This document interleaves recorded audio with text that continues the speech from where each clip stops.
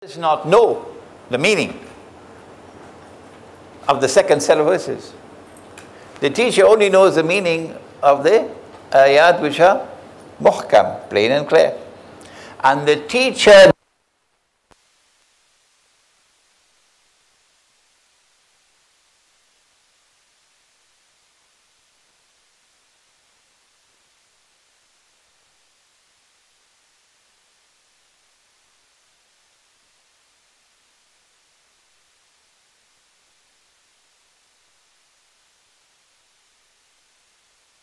only Allah, and in addition to Allah, those who are firmly grounded in knowledge, only they know the interpretation of the words. Why do those who are firmly, before we speak about them, Allah warns that these verses which are mutashabihat are going to be used by those who are bent on sowing the seeds of confusion and of misguidance. So beware of them. The ones who can truly interpret these verses are those who are rasikhuna fil ilm, who are firmly grounded in knowledge, because they don't use any arbitrary methodology. You know, hit and miss, cut and paste. Now, they use a specific methodology. They say, we believe in the Quran, we believe in the whole Quran. It is from our Lord God, our Rabb. And hence no one can understand the mutashabihat except with reference to the whole book. Except with reference to the whole book. In other words, we're being given the mother of all lessons here. Do not be haphazard. Do not be whimsical. Do not be arbitrary when you seek to understand these verses. Never take a verse of the Quran stand alone. The Americans use this term, stand alone. I could have chosen to spend one day rushing through, you know, like a sightseeing bus tour, rushing through all the parts of Akhirul Zaman, and you never get a chance to step out of the bus and walk. I chose not to do that. I chose instead to choose on certain parts of the topic. And in this one, to keep you out of the bus for a while. So you can walk around, you can feel the effect of methodology. What is proper methodology? If you are to save yourself from ta'weel, which would be false and wrong and misguided confusion, Allah teaches methodology at the very beginning of the Quran. He is not deficient in the use of language. No. فَوْقَ كُلِّ ذِي عِلْمٍ عَلِيمٍ. He is the most learned. And so when he chooses to frame a sentence in the Quran, an ayah in the Quran, pay careful attention. Not only to the content, but to the form. And here he is, subhanahu wa ta'ala, introducing the subject of Adam alayhi salam. And having taught him the nature of all things, he then orders the angels to bow down and make sajda before Adam alayhi salam. The order is given to the angels. This is slide number 3. That's right. The order is given to the angels. Bow down and make sajda before Adam alayhi salam. فَسَجَدُوا. So they all bow down. In other verses of the Quran, كُلُّهُمْ أَجْمَعِينَ, all of them. bowed down and made sajda. Illa Iblis. If you extract this verse of the Quran and seek to understand it without reference to the rest of the Quran,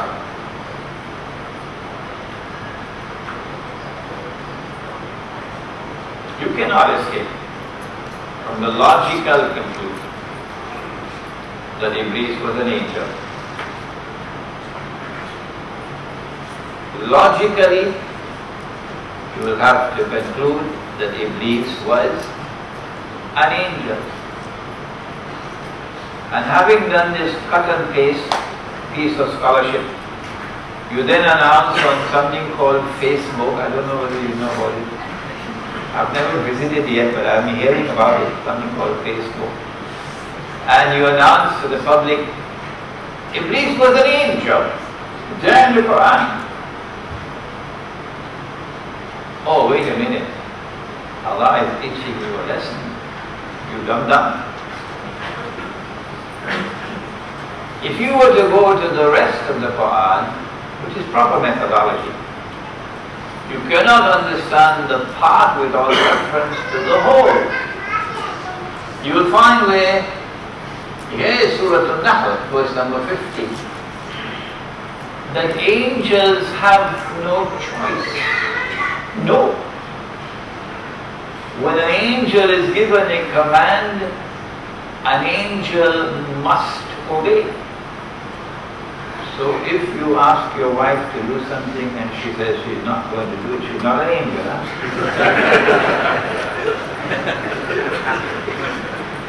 Angels must obey. وَيَفْعَلُونَ مَا يُؤْمَرُونَ. They do what they have been ordered to do. If you had studied that verse of the Quran, you would then have understood, oh wait a minute, he disobeyed. So he could not have been an angel.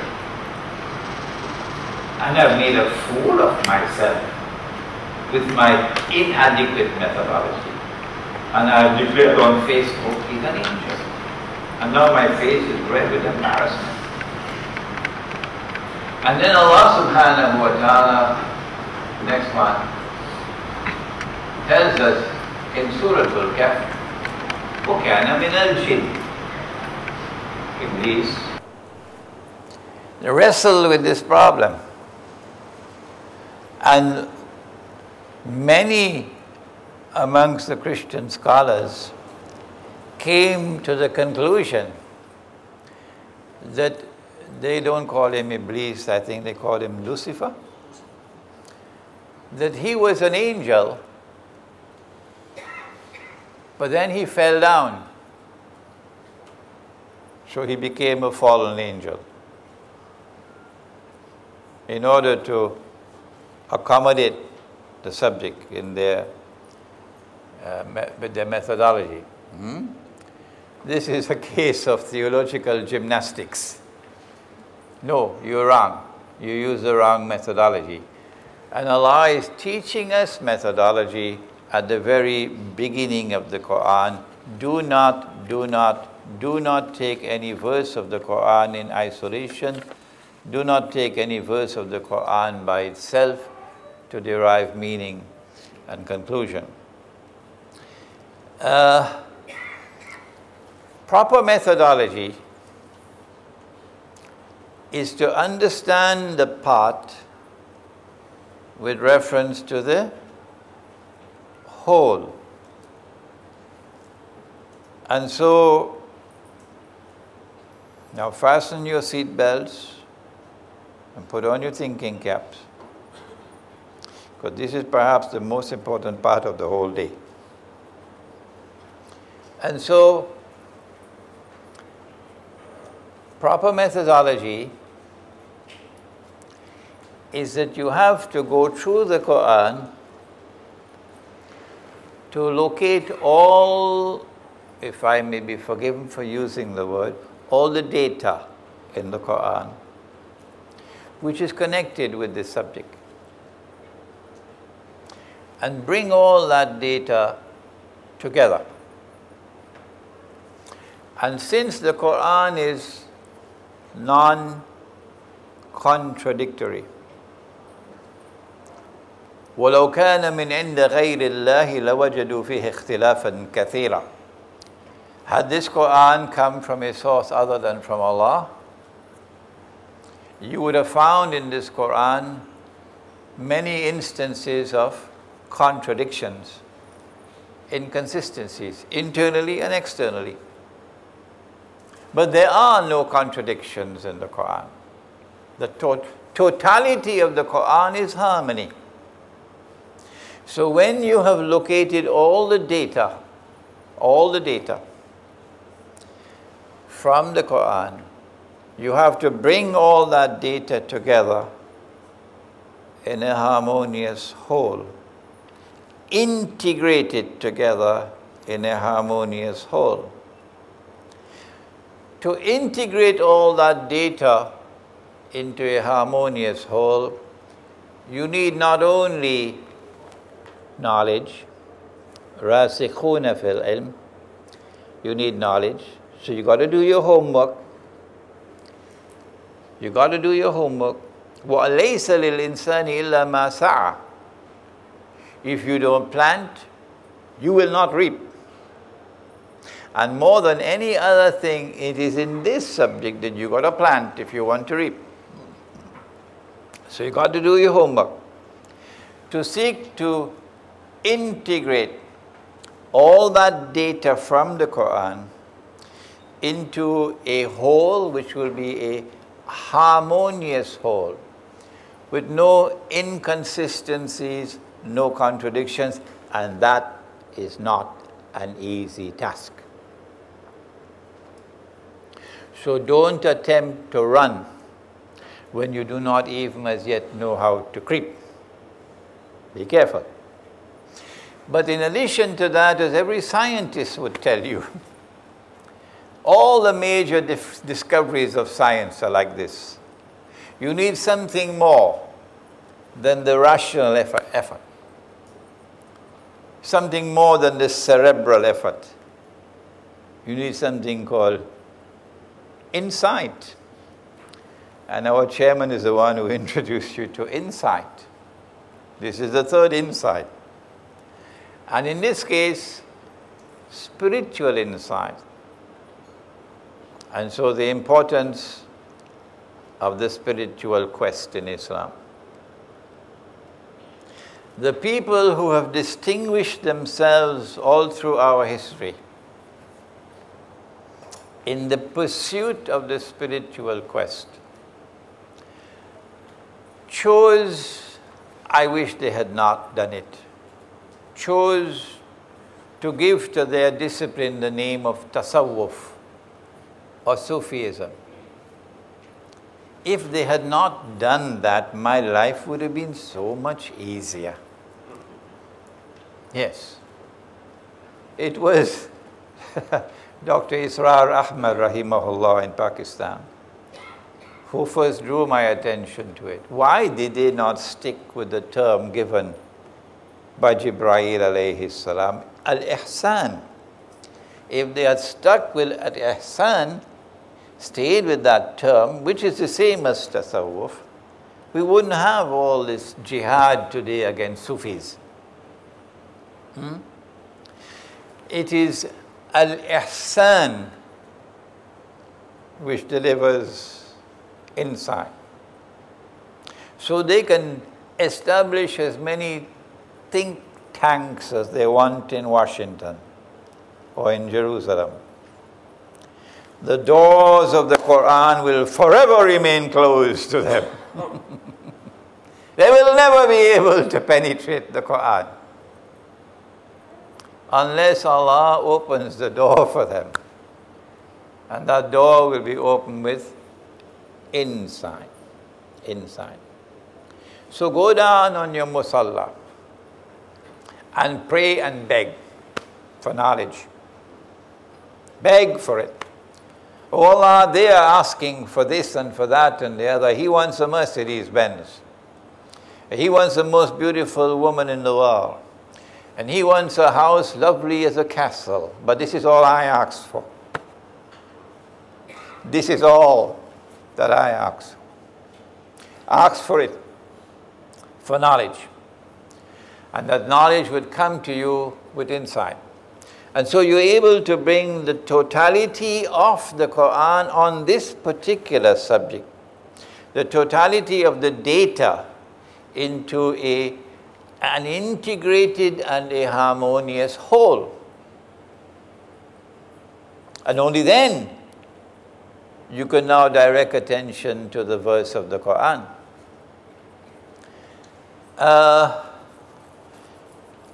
Let me see, I think maybe I can do it. We still have some time. Here's an example. I was invited by the Methodist Church in the United States to address a gathering of Methodist ministers from the United States, Canada, and from other parts of the world. Some came from the Arab world. And there were 200 of them in this hall in upstate New York. And I'm invited to address them. I'm probably the only Muslim in the whole hall. And after I gave my talk, they're very polite people, the Americans, ripple of applause and so on. Then one elderly minister got up, held up the Quran in his hands, Yusuf Ali. And incidentally, I forgot to mention, I got Yusuf Ali and I got Muhammad Asad, the two most famous translations in English. And I got them from the publishers at the maximum discount, 30% maximum discount, and I'm passing them on to you at that discount. Okay, so if you want, you can get these copies as soon as they have the first break. If you don't want to buy them, you can still use them and then put them back, but don't soil them.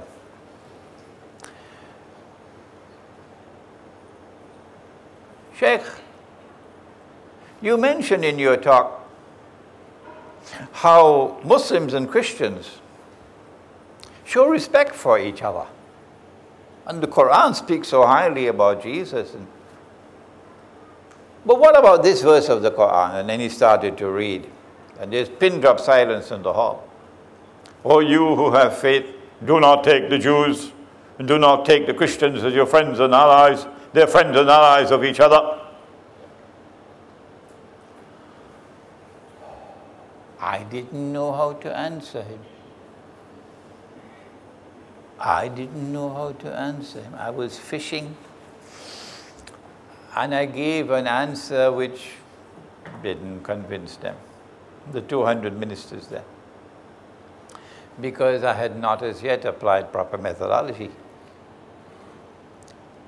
It is when I applied proper methodology that I suddenly found that there was far more to this verse than you could find in the tafsir, where they are directing attention to Christians at that time and Jews at that time, this tribe and that tribe and the other tribe. O you who have faith in Allah, do not take the Jews and do not take the Christians as your friends and allies. Is Allah speaking of all Jews and all Christians? To answer that question, we got to go to the whole Quran.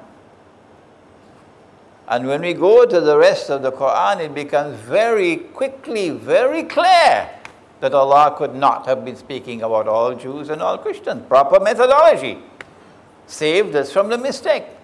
Proper methodology. We don't have the time to take you through all those verses. Well then, if Allah is not speaking about all Jews and all Christians, which Jews and which Christians is He speaking about? Now the answer is right there. بَعْدُهُمْ أَوْلِيَاءُ بَعْضٍ. Meaning, do not take such Jews and do not take such Christians as your friends and allies. بَعْدُهُمْ أَوْلِيَاءُ بَعْضٍ, who themselves are friends and allies of each other.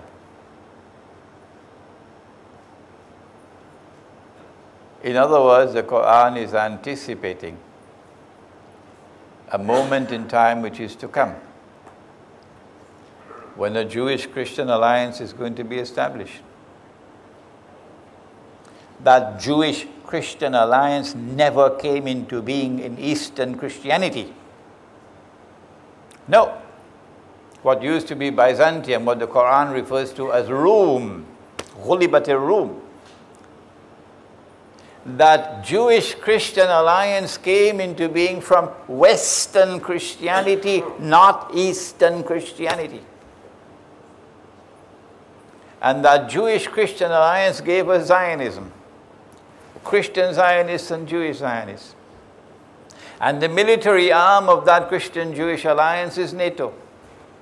The fools in Libya, the absolute fools in Libya, didn't know this verse of the Quran. When they entered in alliance with NATO, their argument was, we can take help from anywhere in the world, even from Satan, to achieve our objective.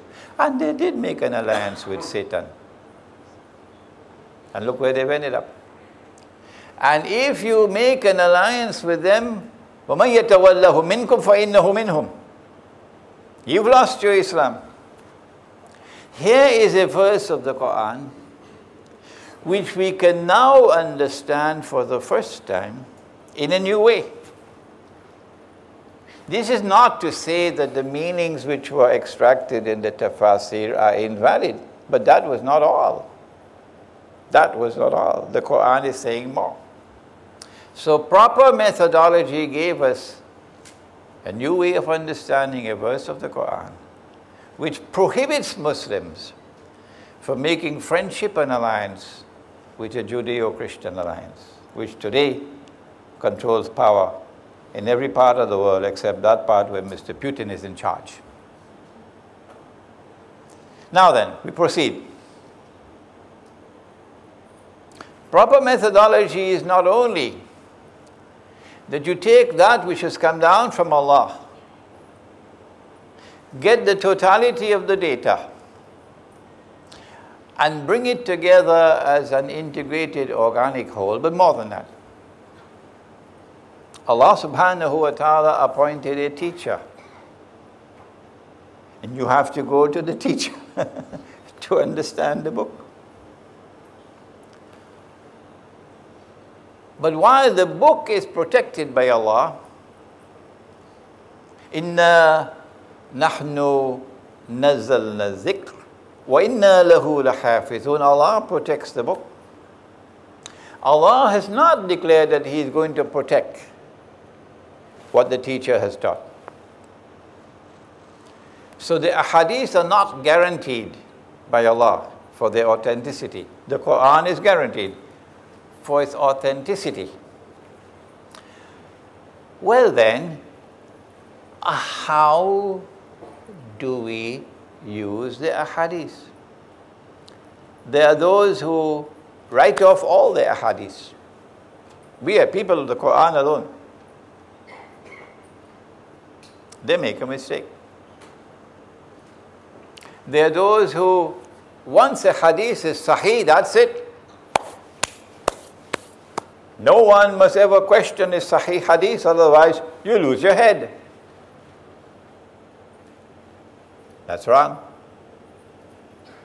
The Quran sits in judgment over the hadith. The Quran sits in judgment over the hadith. I forgot to mention, Dr. Ansari says that in order to bring all the verses of the Quran together in an organized, harmonious whole, you have to locate the common thread which binds them together. That common thread that he calls it the system of meaning. Don't try to translate it into Arabic. I don't think you'll get a translation. The system of meaning which binds it all together. A scientist would understand, because that's how scientific discoveries come. Now then, having located the system of meaning of the subject from the verses of the Quran, now you turn to the ahadith of the Prophet ﷺ. And all the ahadith which are capable of being fitted into that system of meaning will now be added to the database. This is very, very important. All the ahadith which can be harmoniously integrated into that system of meaning will now be added into the database. And what do you do with ahadith, even if they are sahih, which do not fit into this? What do you do? The question is, what do you do when a hadith is in conflict with the Quran? What do you do? The answer is, you stay with the Quran. Is there anyone who wants to challenge that? You have enough time later on. You stay with the Quran. Aisha radiyallahu ta'ala anha, and the hadith is Sahih Bukhari. You know it. And she says that Nabi Muhammad alayhi salatu wasalam married me when I was 6. He married me when I was 6. I don't know about your part of the world, but in Trinidad, where Nasheed and I come from, when you marry a girl, you can take her home. Once you marry her, you can take her home. She's yours. And more than that, you can close the doors. You can close the windows. And if anyone wants to come inside of the home to take a look, you can tell them, get out. They're private property here. So you can marry a 6-year-old girl and take her home. And close the door, and close the windows. The Prophet ﷺ married me when I was 6. And consummated the marriage when I was 9. I'm not particularly concerned with that part. I'm concerned with the marriage part, 6. Is this hadith in conformity with the Quran? Or is it in conflict with the Quran? If I marry a girl in Islam, she has a choice. I have to make a proposal of marriage, and she has to accept or reject, usually through her wali. And if she says no, you better go find somebody else, because she has the right to say no. And if she does not have the right to say no, if she has no choice, the marriage is invalid. The marriage is invalid. Good. If the Prophet ﷺ married her, the implication is that you have a nikah. And in order for a nikah to take place, she must have choice to say yes or no. But when Allah has decreed a matter,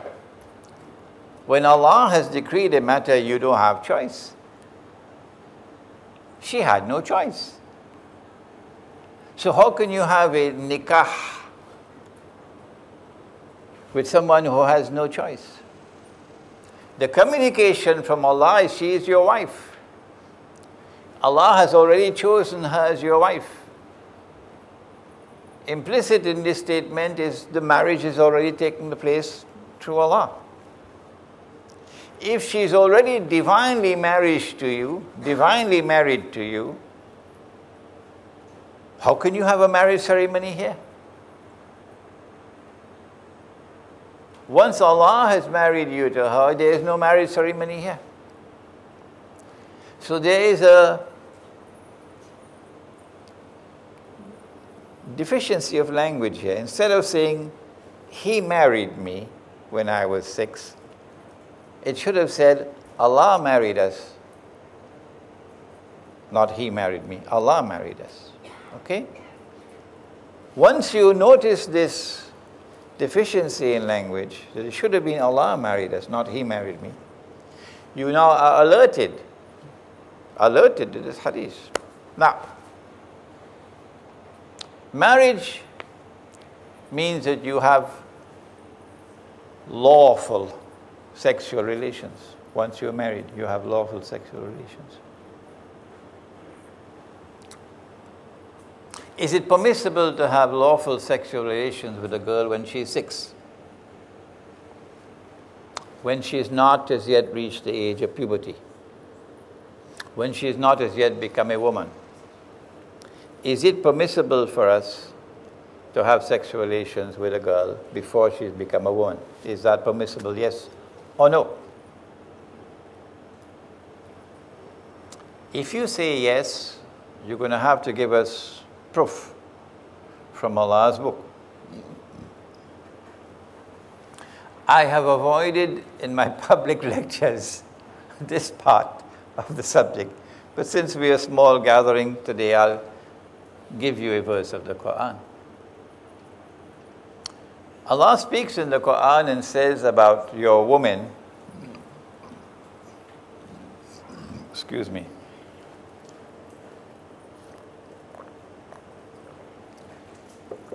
He says, Nisa'ukum harthul lakum. Your women are your fields that you plow. A farmer must plow the fields before he plants the seed. So your women are your fields, implicit in that, fields that you plow. فَأْتُ حَرْثَكُمْ أَنَّا شِئْتُمْ. So go to your fields, plow your fields in any way or fashion you wish. The asbab tanzeel of this ayah of the Quran is that Umar radiallahu ta'ala anhu had sexual relations with his wife, but not in the missionary form, from on the back. And the Jews declared that if the baby is born, it's going to be squint-eyed. And the matter came before the Prophet ﷺ. And this revelation came down to belie that wrong notion that the Jews had. No, you're entitled to have sexual relations in any pose, in any form, provided that it is a field that is being plowed. Okay? The field becomes a field only when a seed can be planted, and if Allah allows germination, it can germinate. Only then can it be called a field. Can a 6-year-old girl be considered to be a field? That if you plant a seed, the possibility exists that it can fertilize and grow? Answer? No, of course not. Of course not. And so I have come to the conclusion, if others differ with me, they have the right to do so, but they must do it publicly, not in privately. That it is not permissible in Islam to have sexual relations with a girl unless and until she has become a field, meaning she has reached the age of puberty. So that if you plant a seed, it has the chance of fertilizing and she can become pregnant. If you marry a girl before that and you're not allowed to have sexual relations with her, but you're allowed to take her home, are we going to have to install cameras in the home? Huh? To ensure you don't do anything with her? Doesn't make sense to me. I know that the Australian government has great concerns about Australian citizens who are pedophiles. I'm not bad talking Australia, I'm talking about the Australian government. If we say that women are allowed, you can marry a girl at age 6 in Islam, every Australian pedophile will want to become Muslim.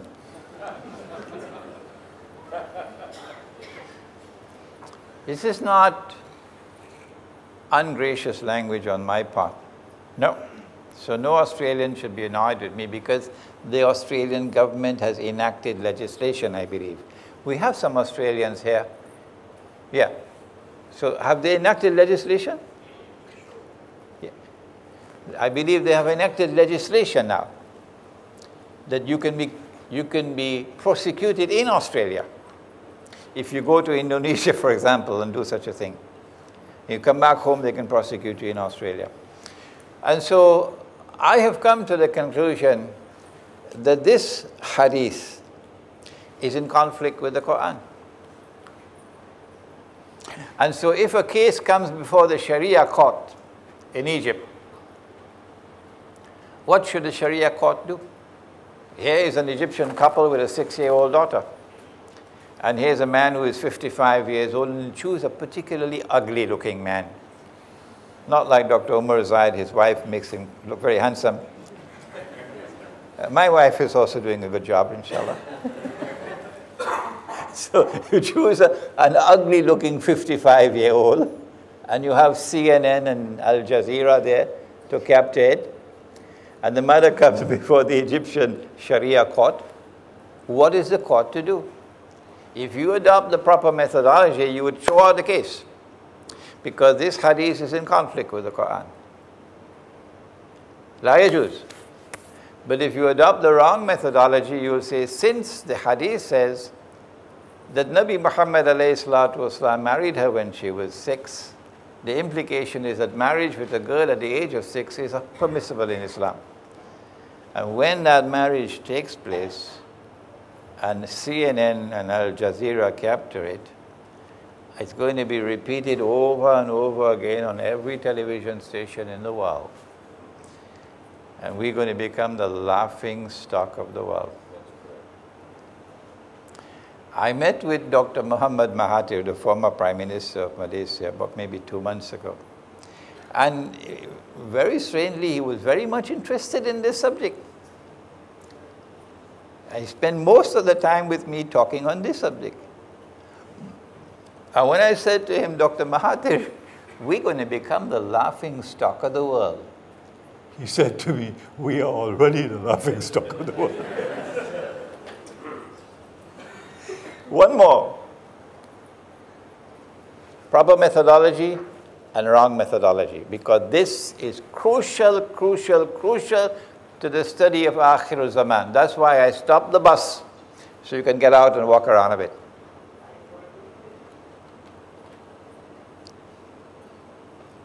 The Quran sits in judgment over the hadith. Proper methodology. The hadith, even Sahih hadith, do not have the same status as the Quran. Proper methodology.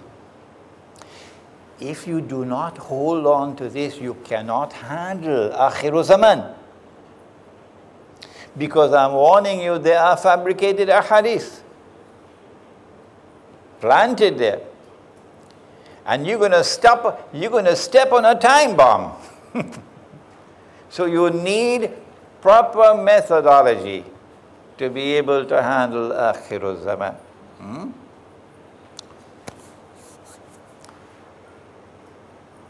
When we arrived in Medina after the Hijrah, we prayed in the direction of Jerusalem. We turned our backs to Mecca. No Arab could do that and survive. How can you turn your back to the Kaaba and you're an Arab? But we did it.